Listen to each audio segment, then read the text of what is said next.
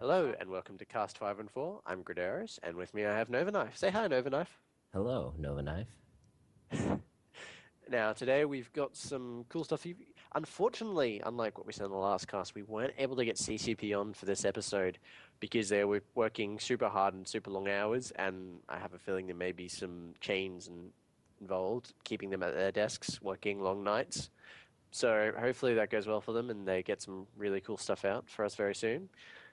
But they were nice enough to actually answer some questions for us that we emailed over to them. So we'll be able to give you some of those answers. And I certainly know there are a couple of people out there going to love some of these answers. So we will get to it in just a moment, but let's kick off with the Dust 5 and 4 Testers tournament that's been going on lately. CCP has recently started the second tournament that they've done for Dust. The first, of course, being the one that they did at Fan Fest, which was the premiere of Dust being played by players. So this tournament has now had pretty much a lot of the big names that are currently floating around through Dust, as well as a few of the less popular ones or ones that people hadn't heard about, but they've actually been doing pretty decent. So we had some teams that some people know. So we had, for instance, we had Seraphim Initiative. We had What the French Beta. We had their CEO was Cazador, and we had him on previously on the community episode. We had the Southern Legion, which I believe is an Australian team, if memory serves correctly. Had Zion TCD, who seemed to be making a bit of a name for themselves. We had Synergy Gaming, which, if you remember, Nums, who is also known by Movado, he's in charge of that group. We had him on the community episode as well. We had Imperfects, who are certainly making a name for themselves. And then we had Ruffle House and Kill 'Em Quick, which are both part of Ruffle, and rounding out our quarterfinals. And we had Imperfects, Ruffle House, Zion City, and Cerebrum Initiative making it to the semis. So let's see what happens there. To be honest, I'm guessing that Seraphim Initiative and Imperfects will be facing off in the finals on the 11th of November. So we'll just have to wait until then to see what happens. What are you thinking over? Well, I was actually having a Skype chat with Zion Shad, the leader of Zion TCD, and there was a couple other people in the chat, people from Raffle and some of the other corps that are in the tournament or were in the tournament before they were eliminated. And they've actually been saying that Imperfects are like they're the team that they all want to fight. Like they're not worried about it so much as like they're like, yeah, we want to fight them because they obviously stand out as like a big name team, and everyone's like, this is the team to beat. We gotta beat these guys, and they're saying that they've been really looking forward to that. Yeah, I'm sure whoever beats them is going to get a lot of kudos for that. So we'll just have to see what happens there. I mean, of course, there's some nice prizes. All right, so for the lucky champion team who wins the tournament, the main prize are as follows. We have a 250 million ISK for the Corp wallet, a private guaranteed match against the Dust 514 developers. So after you beat all the players, you can have a chance to take a crack at the devs. To be honest, if I'm just button here, I don't think it's going to present too much of a challenge to the winning team. I remember the last time the devs challenged us, they kind of got wiped out badly. We didn't even lose a clone badly. A couple more prizes for the CEO of the corporation that wins. They will actually get a couple items in real life as well. They will get a Dust 514 t-shirt, a signed poster by all the devs, and a Dust 514 mousepad. All the players, all the members of the corporation that have actually participated in at least one of the tournament matches will receive a special light attack vehicle, a Black Ops variant, which is going to be pretty cool. And they also receive 50 runs of special tournament officer gear, which is kind of similar to the stuff in the Alliance tournament. There's a limited set of items. You get an assault drop suit, a sniper rifle, an assault rifle, and a submachine gun. They're all officer variant, which means they're all going to be very, very good items. And then we have the first runner-up. Their corp wallet will get 100 million ISK and 25 runs of all of the above listed officer gear, the drop suit, the sniper, assault rifle, and submachine gun. And the second and third runner-up will each just get 50 million ISK in their corp wallet. So while that amount of ISK might not seem like a lot to EVE players, and I'll be honest, it isn't in some cases, it's actually a fair bit for Dust players, so I'm sure someone will be happy. At least at the moment, it's a lot, so future might change things. But let us move on to the good stuff. Like as we said at the beginning of this episode, we sent off some questions to CCP, and they were nice enough to answer some of them.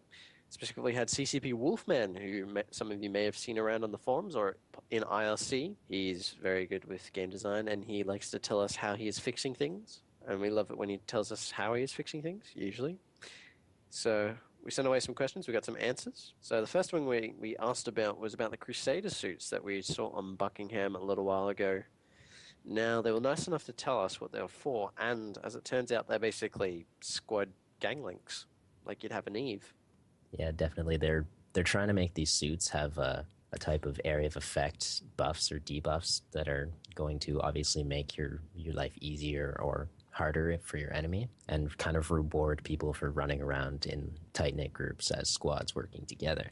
As for what exactly the abilities are, they're not really wanting to tell us because they're still kind of on the drawing board with that. They're kind of working out, making sure it all works nice. But And it's that's not completely unbalanced like the current ganglinks are in Eve, although I have heard that CCB Fozzy is going to be taking a great big nerf bat to those. indeed. Well, it's kind of going to be double edged with the one in Eve. It's going to be both a nerf and a buff. They're nerfing T3s, but they're buffing command ships in general.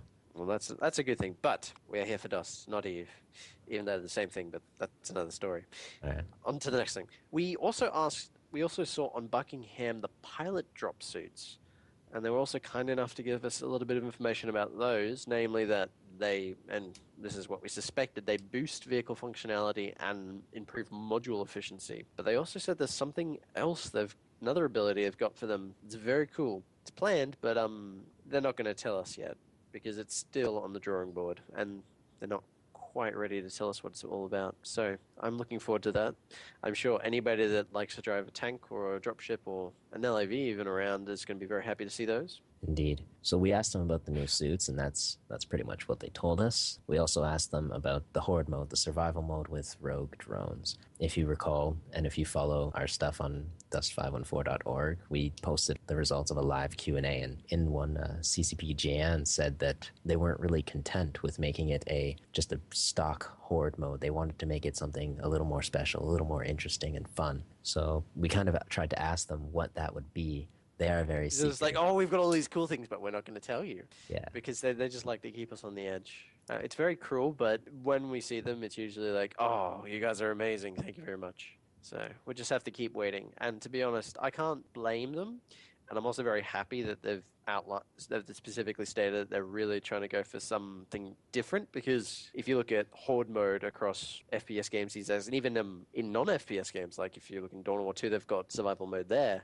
If you look at them, they're all very samey and very similar in their execution and how you do things. So it's nice to see that they're trying to go for something a little bit different, because honestly, it needs it. Definitely, it's awesome that they're doing something a little more fun, but it just, the simple fun of like co-op survival modes, it can't be denied. It's been wildly successful in other games, but it's awesome that they're trying to go above and beyond just offering, hi, there's a bunch of dudes coming at you, try not to die. If they're actually going to make like secondary objectives, like you need to go stop where they're coming from or protect certain things for X amount of time, it just makes everything much more fun. Or even option C, which I would really like to see if they manage to come up with it. What would option C be? Well, that's the thing, we don't know yet. We'll have to wait and see. Indeed. Now, another thing we asked them about was the Nova knife. No, not the other guy I'm talking to, the actual weapon itself, because in Codex they actually turned it into a separate weapon to your melee. And we asked them just to give us some more details, and they're happy with it or what it's supposed to be like. And the response we got back was that it's live, it's a separate weapon, you have to charge it, and they're not quite happy with it at the moment, so they're looking to make it even more deadly, and I'm sure you're incredibly happy. You've been running around with it, haven't you, Nova? I have been using them extensively since they came out, and actually almost exclusively. So Nova knifed everybody. Indeed. There's been a lot of cool stuff. There's been actually a really nice topic on the forums about Nova knives. Another player, not me, has actually made like a bit of a diary about his exploits using the knives and how he's felt them, and it's actually a really nice thread for people in the beta. I highly recommend you check it out if the knives are something you're interested in. Yeah, we'll probably link it in the description, of course. You'll have to be able to get onto the forums, but but they've said that they intend on making the knives better and a little more worth using as opposed to like a sidearm. If you're going to equip a knife, it's going to be fun and rewarding in the future, which is going to be incredibly nice. Not to say it isn't fun and rewarding now. All right, so we also asked them about the blueprints, general industry, and dust, and unfortunately, we kind of got another no comment from them. And in their response, we can actually quote them saying that they're starting to sound like a broken record. But the thing is that these things they're not ready for public to be publicly revealed because they haven't finished nailing it down. So they could tell us something, but then it's very likely that next week the plan will have completely changed because of whatever reason they found that that wasn't working, or they wanted to change something, or it wasn't meeting what they were looking for. So soon, TM is when we'll find out about that. It's definitely happening. For those of you who love spreadsheets, you will get plenty of things to do in Dust, I'm sure, but not quite yet. So we also asked them about CREST. CREST is a big thing for people who don't know what CREST is. Essentially, it's going to be an extension to something we already have in Eve, which is the API. The API allows players in Eve to request information from the server, like skills that they have trained, all their assets, like all their items that they have stored, market stuff, their wallet, pretty much anything you would want to know about your character, you can get it from the API, but it only works one way. And Crest is something that they're working on to change that so that you can actually have out of game tools actually affecting your in game character if you allow it to. And that's something that CCP has been really excited about on the forums. They were really happy when they announced it on FanFest. And Dust is actually going to be using that a lot. So it's going to be very interesting to see what happens. So when we asked them about Crest, we asked them if they're going to be working on support for the iOS and Android along with their Neocom app. And they said that currently they're just focused on the Neocom. That isn't to say that stuff might not show up in the future.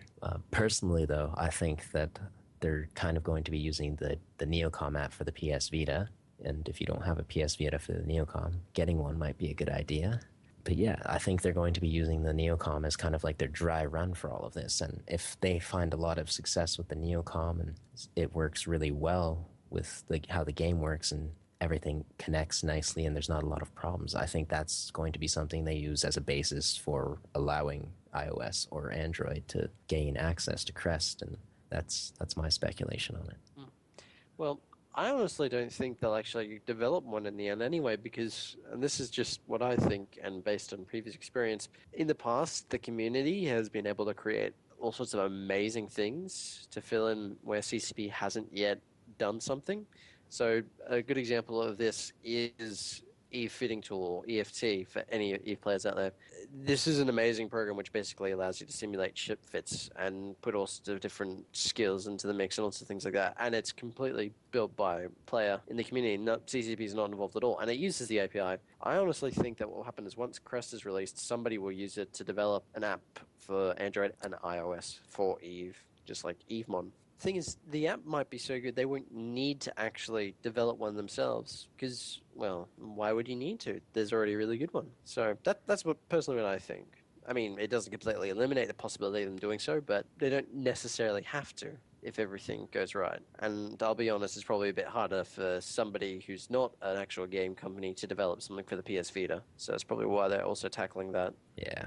Well, that's kind of what I meant by them using the Neocom as a dry run. Like, just make sure everything works nice and there's no unexpected problems before they actually release Crest to the public. And then I don't expect CCP to do anything with Crest itself. They might release like a little help guide, but it's generally been what CCP does is they let the community make this stuff because they generally do an awesome job. Yes. Now, we also asked them about, and this is something that's been discussed to death since the early days of Dust, and Movado, if you're listening, you're about to start jumping for joy.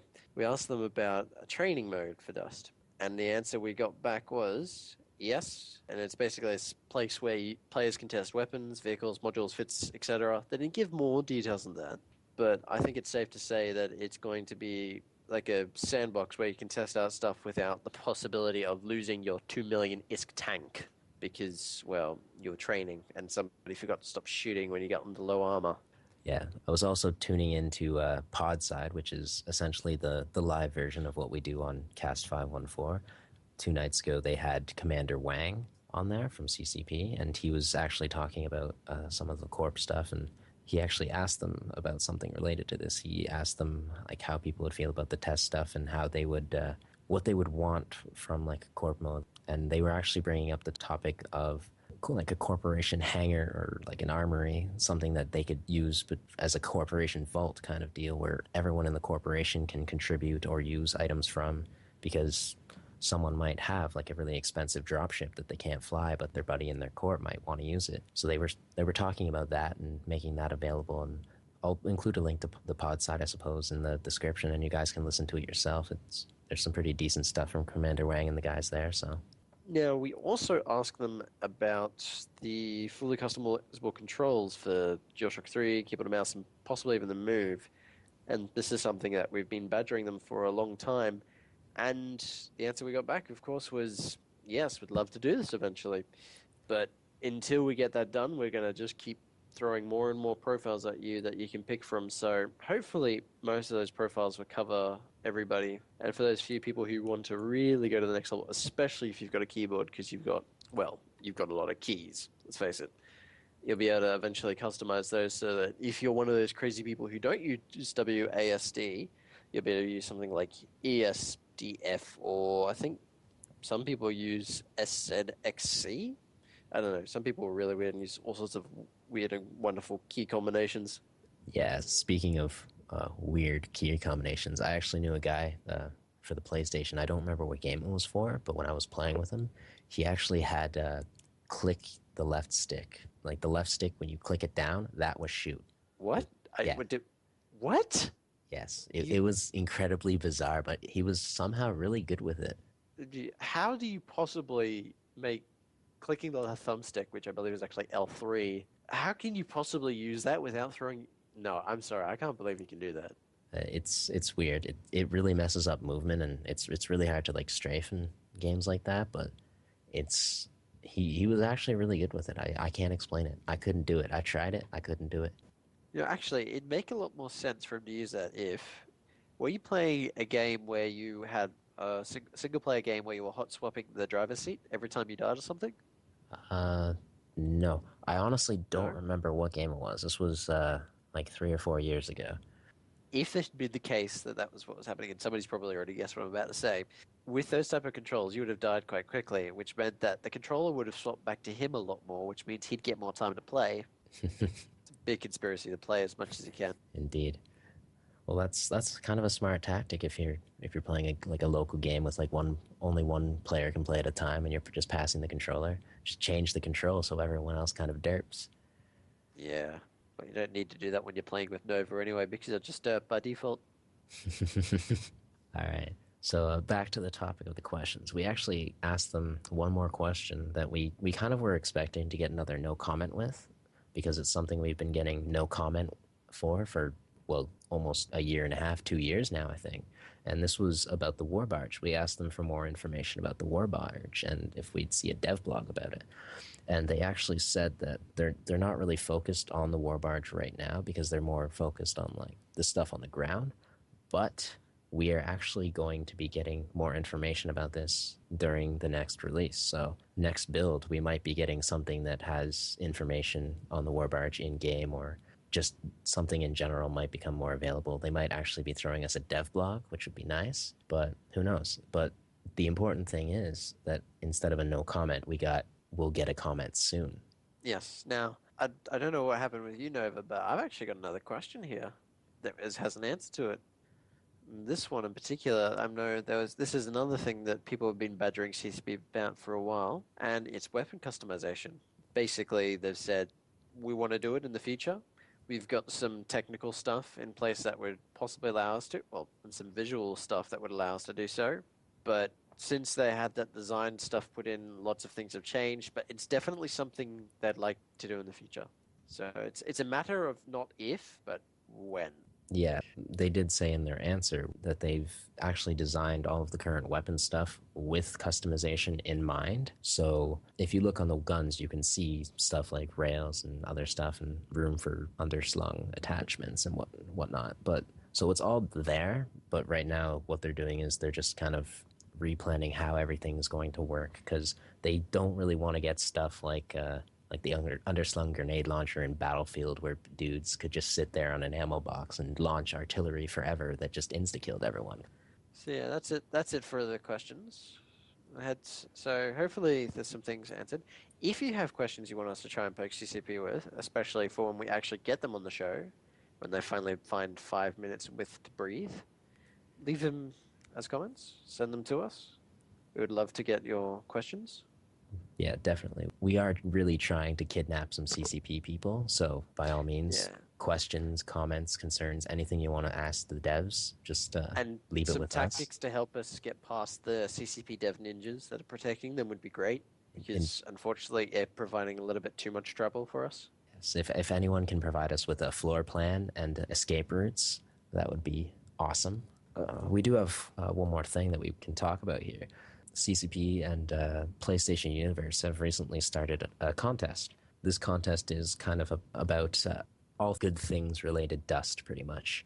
You can enter a couple different ways, and all of the entries will be done with the Dust forums if you're in the beta currently. You can either go with your best Dust 514 moment. You can share your best moment in less than 154 words on the forums, or you can provide fan art. If you're kind of an art kind of person, you can give them fan art however you made it. You can make it by hand drawn, by computer, digital, pretty much anything you can think of. Fan art, if it's awesome, share it. You might win something. And then there's dust memes. If you found a joke in game or on the forums or something that you want to share, you find hilarious, by all means, make one of those, post that, and who knows? They haven't actually listed what the prizes are, but they have a bunch of stuff saying posters, t-shirts, mouse pads. So I'm assuming it's possibly signed by CCP, considering CCP's handing out some signed stuff for the testers tournament. But either way, you can check it out on PSU's website. I'll include a link to that in the description of this cast. So yes, go do awesome stuff so the rest of us can see it and win some cool swag because everybody loves cool swag. Do you like cool swag? I do. Personally, I'm hoping that when the EVE Online store goes back up, I think it's supposed to go back up after December, that when it does go back up, we have lots of cool Dust merchandise that we can purchase because I am personally greatly disheartened that I'm not able to throw my money at CCP to get cool Dust gear because I've been really hoping to get some of that for a long time. Have And you tried throwing your money at the screen? I have, but CCP doesn't seem to get it. And I'm guessing you no longer have a floppy disk drive in your computer, so you can't stick your credit card in there. They don't make floppies in most computers these days. You have to actually go out of your way to get them. Can you put it in the CD-ROM drive? Or the DVD-ROM drive, I should say? Well, actually, it's probably a DVD rewritable. Semantics. I could because it's slot load. Ooh. Mm. Maybe we have a solution. Maybe we'll try that later. Knowing you'll probably blow up the computer at the same time. No, I think that's about it. Unfortunately, like we said, we weren't able to get any CCP guys on this time, but we will certainly keep trying for the future because we know how much you guys love listening to them. We are also aiming to see if we can get some CEOs on for some mini casts or on the next cast from some of the corps that are in the Dust 5 and 4 Testers tournament, and we can hear about them and their experiences in the tournament. Certainly some interesting stories we'll be able to get out of them. But until next time, I'm Gradaris, And I'm Nova Knife. and try not to get nuked. Or if you do, take a screenshot and enter it in the competition.